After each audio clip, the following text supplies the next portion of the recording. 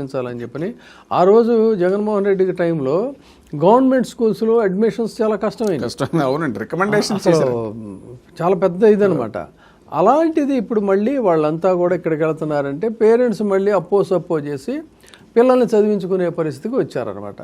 ఆ విధంగా పూర్తిగా నెగ్లెక్టెడ్. పోనీ ప్రాథమిక విద్య ఒక్కటే భ్రష్టు పట్టిపోయిందంటే నిన్నటికి నిన్న మన వామపక్షాలకు సంబంధించిన విద్యార్థి సంఘాలు ఏఎస్ఎఫ్ ఇలాంటి వాళ్ళు రోడ్డు మీదకి వచ్చి గట్టిగా చెప్తున్నారు. ఏమని, హయ్యర్ ఎడ్యుకేషన్లో మీరు తీసుకొస్తున్నటువంటి మార్పులు అసలు విద్యార్థుల యొక్క ఒపీనియన్తో సంబంధం లేదా, విద్యార్థులతో సంప్రదించాల్సిన అవసరం లేదా, అది వాళ్ళకి సూట్ అవుతుందా లేదా ఏకపక్షంగా మీరు ఎలా నిర్ణయం తీసుకుంటారా అని చెప్పని వాళ్ళు నిన్న స్టేట్మెంట్ ఇచ్చిన పరిస్థితి ఈరోజు వార్తల్లో చూసాం మనం. అంటే హైయర్ ఎడ్యుకేషన్లో మొనోపోలీతో మీరు ఏదో చేంజెస్ చేస్తున్నారు, దాని ఇంపాక్ట్ కూడా స్టూడెంట్స్ మీద పడుతుంది. ఇది